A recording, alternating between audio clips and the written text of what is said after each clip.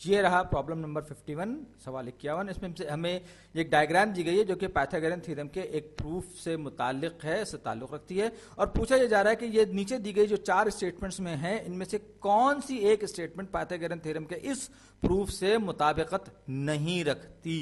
तो अब सबसे पहले आपको, अगर आपने हमारी पिछली वीडियोस देखी तो मैंने पाइथागोरन थ्योरम को कई तरीकों से प्रूफ किया, ये भी उसका एक प्रूफ है। तो चलिए हम पाइथागोरन थ्योरम के प्रूफ में एक प्रूफ और शामिल कर देते हैं। इसमें अगर आप गौर से देखें तो बड़ा स्क्वायर जो है उसके अंदर एक छोटा स्क्वायर है, थोड़ा सा टिल्टेड है, और साथ ही साथ इसकी जो साइड्स हैं, एक्सटर्नल साइड्स हैं, वो एक सेगमेंट ए है और एक बी है, यानी कि ए प्लस बी इसकी एक्सटर्नल साइड है। तो मैं अगर इसका एरिया मालूम करना चाहूं बाहर वाले स्क्वायर का, तो ये हो जाएगा ए प्लस बी स्क्वायर्ड, क्योंकि ये एरिया है इस बड़े वाले स्क्वायर का। ये किसके बराबर होगा? A squared plus b, 2ab plus b squared.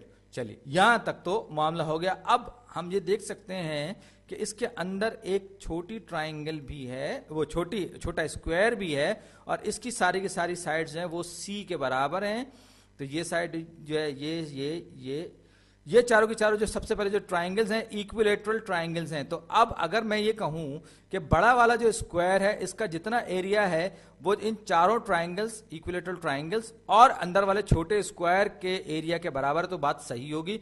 तो किसी भी ट्राइंगल का एरिया जो होता है वो क्या होता है? Half times base times height. तो यहां पर 4 है, तो 4 मैंने यहां पर पहले से लिख दिया। अब उसके बाद हाफ और उसके बाद A B, base times height. ये बाहर की जो ट्राइंगल्स हैं आप देख सकते हैं कि ये मेरे पास न सिर्फ ये के राइट एंगल है, बल्कि सारी की सारी जो है ये कॉन्ग्रुएंट ट्राइंगल्स भी हैं बाहर वाली।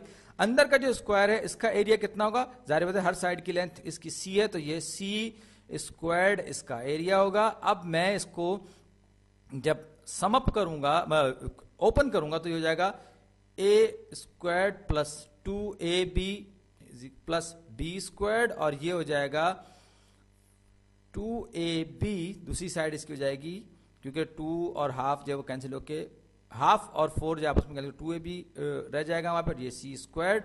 तो ये 2ab और 2ab कैंसिल हो जाएंगे, इक्वेशन के दोनों तरफ हैं ये, और ये कैंसिल आउट हो जाएगा।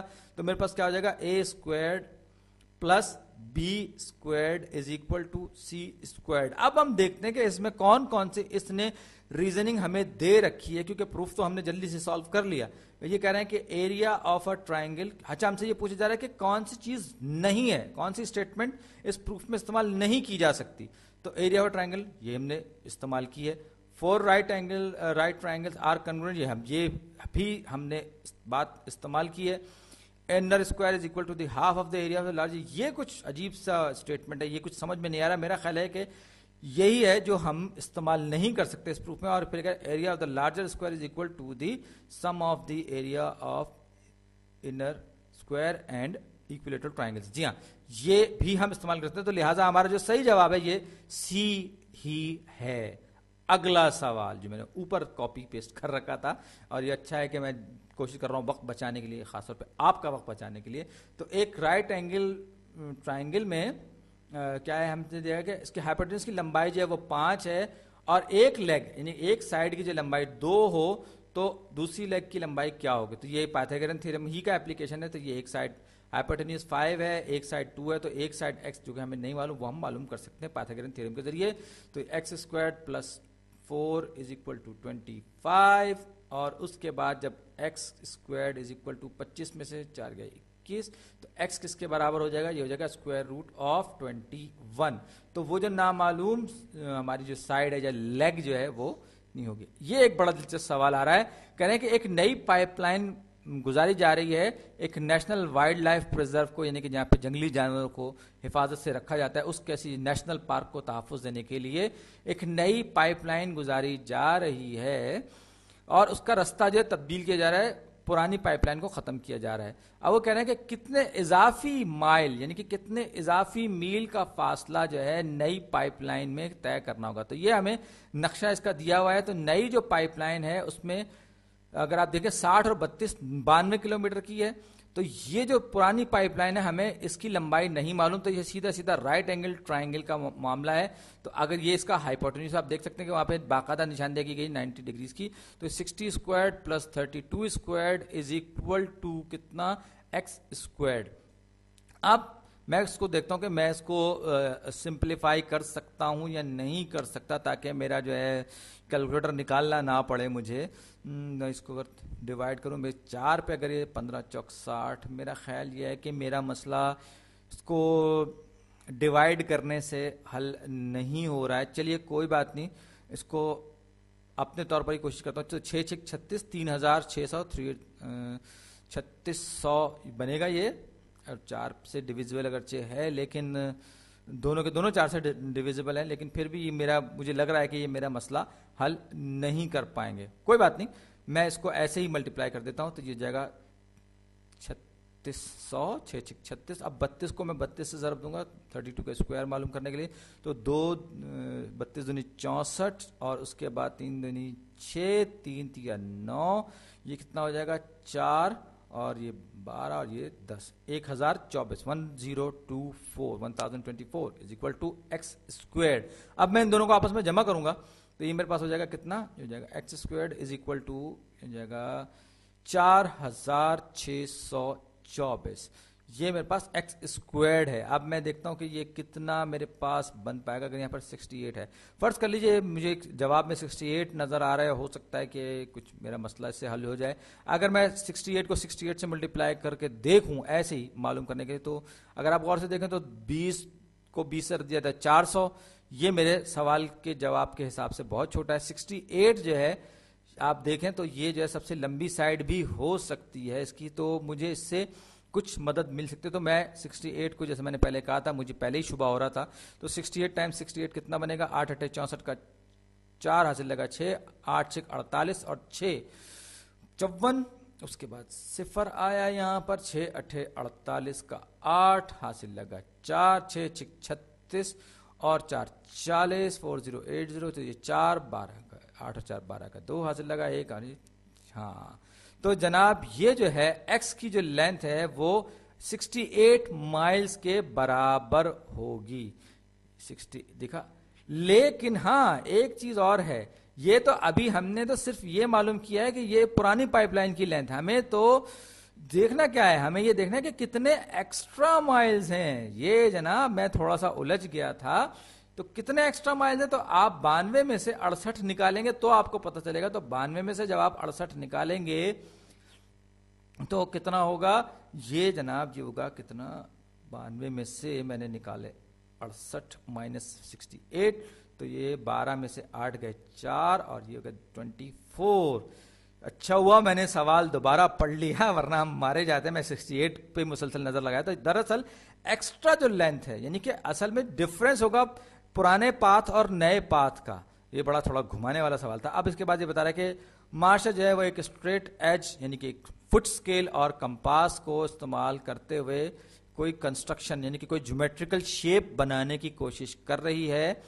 आप ये कह रहे विच बेस्ट डिस्क्राइब्स, यानी कि वो क्या चीज है जो कि इस ज्योमेट्रिकल शेप की बेहतरीन वजाहत बन सकते हैं। हम कह सकते हैं कि ये ज्योमेट्रिकल शेप है। तो अब देखें, इसने सबसे पहले अपना कंपास यहाँ रखा होगा, फिर इसको यहाँ पर एक ये मारा होगा, फिर यहाँ पर रख के फिर दोबारा इसने लेंथ को चेंज किए बगैर रखा होगा, फिर उसके बाद इसने कंपास को यहाँ रखा होगा, फिर यहाँ पे इसने एक आर्क बनाई होगी, फिर यहाँ पर रख के लाइन पे इसने इसको उस तरह से घुमाया होगा। तो हम सिर्फ एक अंदाजा करें कि उसने कंस्ट्रक्ट क्या करना चाह रही होगी। तो ये जो पॉइंट है ये इस लाइन एल पर मौजूद है, और ये जो पॉइंट है अगर आप गौर से देखें तो ये पॉइंट पी और ये जो दूसरा पॉइंट है, ये दोनों के दोनों अगर ये P और इस नए पॉइंट को हम आपस में जोड़ दें तो ये एक पैरेलल लाइन होगी जो कि L से पैरेलल होगी और पॉइंट P से गुजर रही होगी कुछ इस तरह से। ये हमें एक अंदाजा हो रहा है, एक कुछ बात समझ में आ रही है कि हाँ शायद ऐसा मुमकिन हो। अब देखना यह कि ये चीज हमारे जवाब में भी हमें बताई गई है या नहीं। तो पूरी कार्रवाई हमने देखी कि किस तरह से मार्शा ने किया होगा। तो एक बार फिर देखें, ये लाइन जो है एल, इससे पैरेलल एक लाइन है। अब कहें line through P parallel to line L, ये जवाब ए ही हमारा लीजिए, खुशकिस्मती से पहला ऑप्शन ही हमारे इसमें फिट बैठ गया। अब सवाल नंबर 55, हमें जो चीज दी गई है वो एंगल ए दिया गया है और ये एंगल ए है। अब ये कह रहे हैं कि अगर हमें इस एंगल ए का बाइसेक्टर बनाना हो, बाइसेक्ट करना हो इस एंगल को, तो हमारा सबसे पहला कार्रवाई क्या होगी, सबसे पहला स्टेप क्या होगा हमारा। तो अगर आप गौर कीजिए, आप किसी भी एंगल का बाइसेक्टर लेना चाहते हैं कंपास की मदद से, यानी कि जिसे हम उर्दू में और हिंदी में प्रकार भी कहते हैं, तो प्रकार की मदद से जब आप उसका लेना चाहते हैं एंगल बाइसेक्टर, तो आप क्या करते हैं फर्स्ट, और आपको अगर बताता चलो कि प्रकार या कंपास ये कुछ इस तरह का होता है, इसमें एक साइड पे नोक होती है, नीडल होती है, और एक साइड पे पेंसिल होती है, ये बीच का हिस्सा होता है, ये थोड़ा फ्लेक्सिबल होता है, और इसके ज़रिए हम मुख्तलिफ सर्कल्स बनाते हैं और ख़ास आर्क्स वगैरह हम इसके खींचने में इससे मदद लेते हैं। तो कहने का जो मतलब है वो ये कि एंगल ए को मुझे बाइसेक्ट करना, यानी कि एंगल ए का बाइसेक्टर लेना है, एक ऐसी लाइन जो कि उसको दो बराबर के एंगल्स में तकसीम करे। तो ये जो है सबसे पहले मैं क्या करूंगा, आर्क बी सी बनाऊंगा, आर्क बी सी बनाऊंगा इस पॉइंट ए पर रखते हुए, यानी कि पॉइंट ए को मैं पिवट पॉइंट लूंगा। तो ये जो लाइन है, जो लेंथ है, इनकी बराबर होगी इन दोनों साइड, यानी कि ए बी और ए सी की लेंथ आपस में बराबर है। फिर मैं सी पर रखूंगा और लेंथ तब्दील किए बगैर मैंने एक आर्क ये बनाऊंगा जो कि पॉइंट डी आपको यहां पे नजर आ रहा होगा, और फिर बी पे रखूंगा, एक आर्क और बनाऊंगा। तो ये दोनों की दोनों आर्क जिस मुकाम पर एक दूसरे को बाइसेक्ट कर रही होंगी, उस मुकाम को और ए को जब मैं आपस में मिलाऊंगा तो वो लाइन जो होगी वो एंगल ए का एंगल बाइसेक्टर होगी। सही, यहां तक तो बात वाज़ेह है। अब हमें जो पहला मरहला जो है वो क्या होना चाहिए, हम उसकी तलाश करेंगे अपने जवाबों में। तो ड्रॉ रे ए डी नहीं, ये तो बाद में बनेगी, ये गालिबन आखिरी मरहला है। और फिर ड्रॉ लाइन सेगमेंट नहीं, ये तो हमारा, ये भी हमारे लिए काम का नहीं है, क्योंकि ये हमने कोई लाइन तो बनाई नहीं है सिरे से, ये तो हमने एक आर्क बनाई है। उसके बाद है from point B and C draw equal arcs, नहीं, ये भी हमारा दूसरा मरहला था जिसको हमने अंजाम दिया। अब डी में यकीनन हमारा जवाब from point A draw an arc that intersects, हाँ यही जवाब है, यही जवाब है कि हम पॉइंट ए से एक आर्क बनाएंगे जो पॉइंट बी और सी को इंटरसेक्ट करेगी उस एंगल पर। तो यही हमारा जवाब था। और अब ये हम आते हैं 50, ये सारे सवाल भी पूरे हो गए और मेरा टाइम भी बहुत हो गया। अगली